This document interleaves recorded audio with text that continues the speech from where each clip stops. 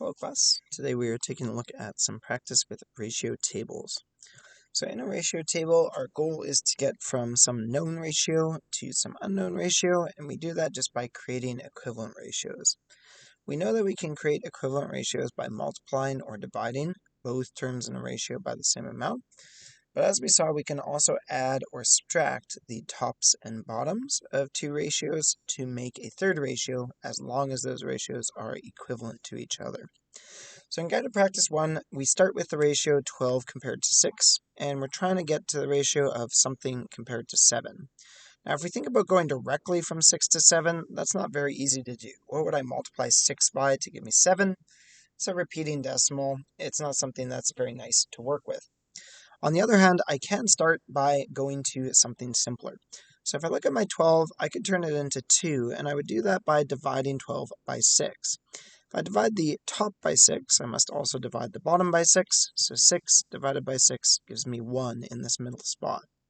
Now that I've got this simplified ratio, it's a lot easier to see some mental math to get to 7. So what do I do to 1 to get to 7? I'd have to multiply it by 7, which means I multiply the top by 7 as well.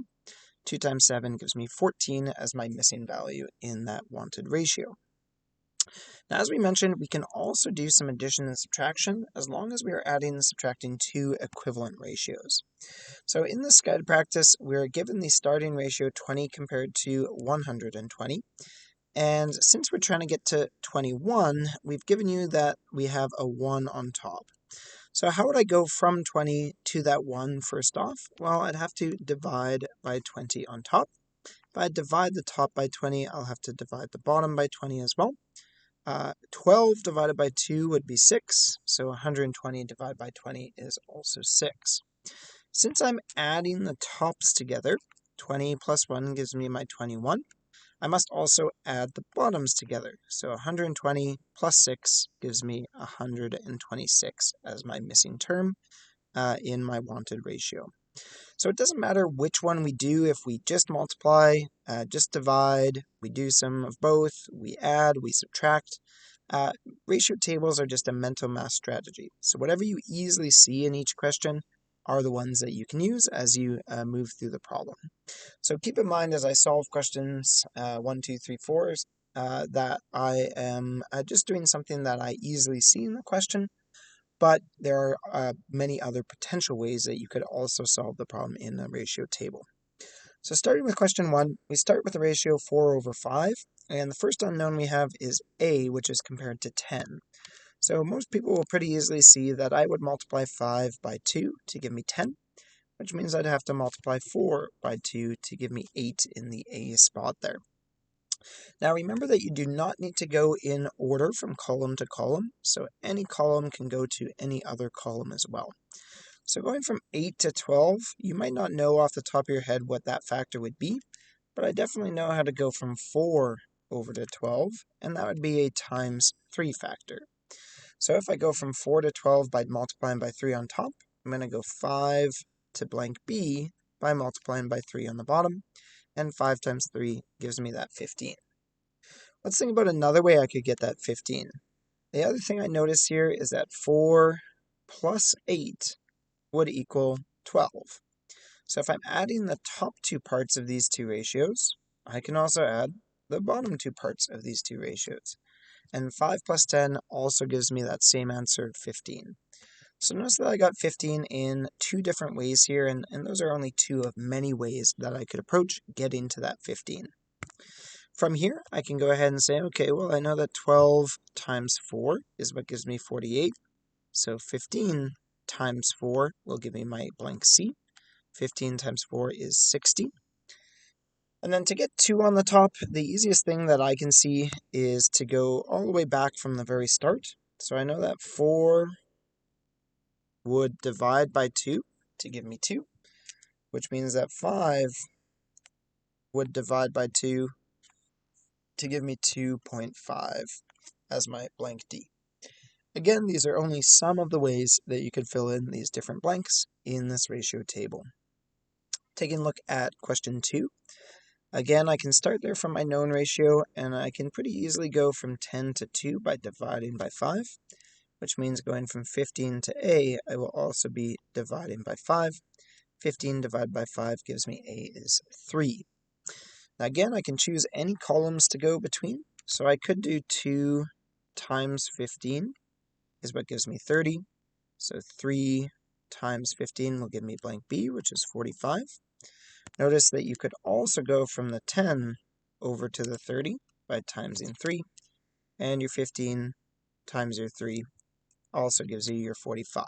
So that's another way of doing that same problem there. Okay. Likewise, I can start at my 15, and I can multiply by 2 to get to 30. So that 10 times 2 will give me 20 in blank C. And I can also go to get to my 12 by starting at my 3. So I could go 3 times 4 gives me my 12, which means 2 times 4 will give me 8 for blank D.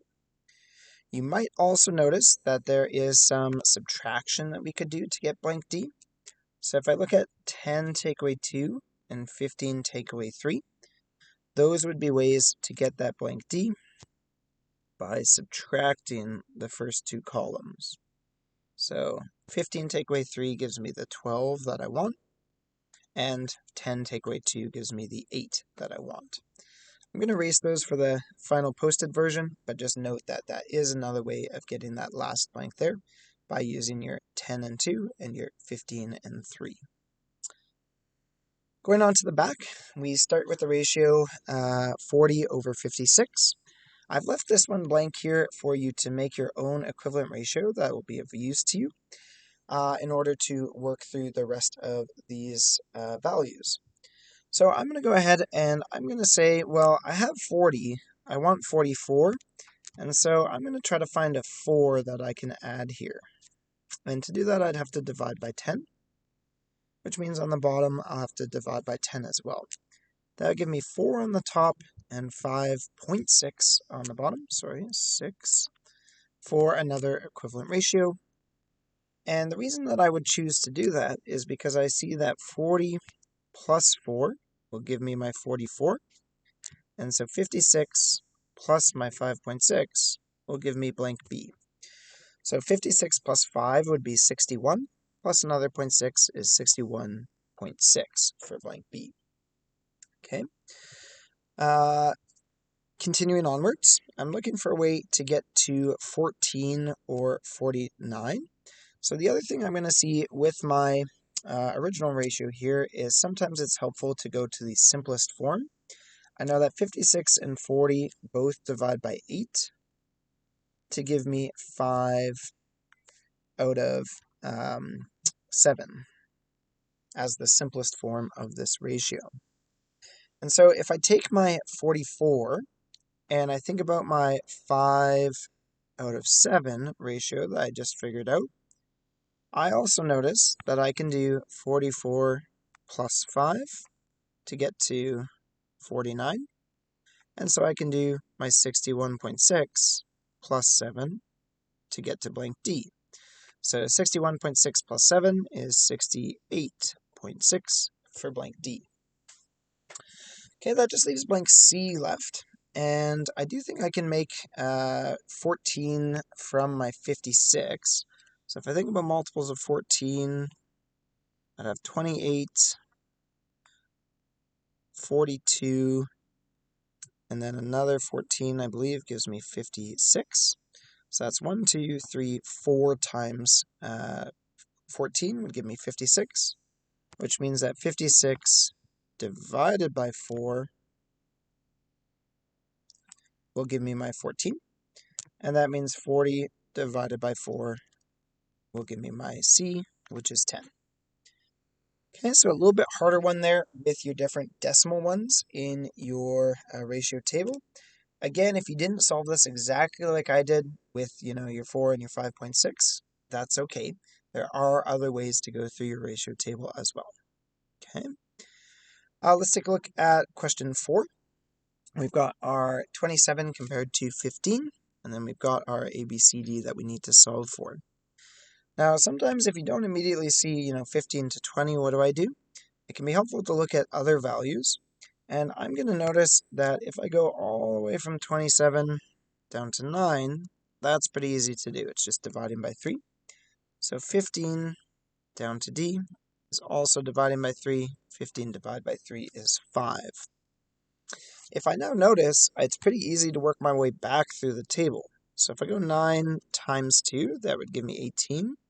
So 5 times 2 is going to give me 10 for blank C. If I look at that 10, I can pretty easily take it and make my 20 by multiplying by 2, which means 18 times 2 will give me blank A. 18 times 2 is 36. The last thing I'm going to notice is that if I do 15 plus 20, that will equal my 35. So 27 plus my 36 will give me blank B. If you need to, of course, feel free to long add. 13 plus 1, 63 for blank B.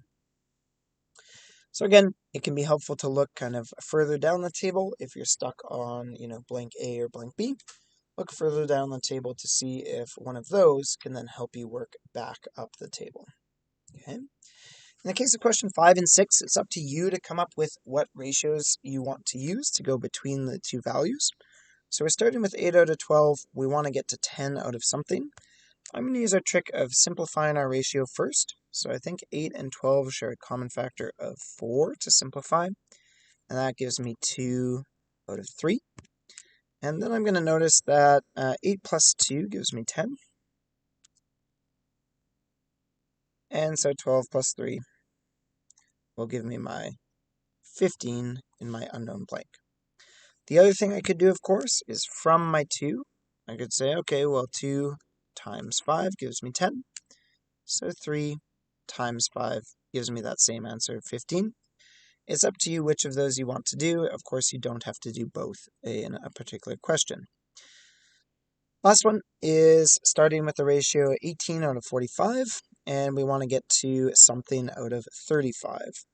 So I'm going to start by looking at these two. I know these two share a common factor of 3, so that's where I'm going to start and just see where it gets me. And so that's going to give me 6 out of 15, which is a good start.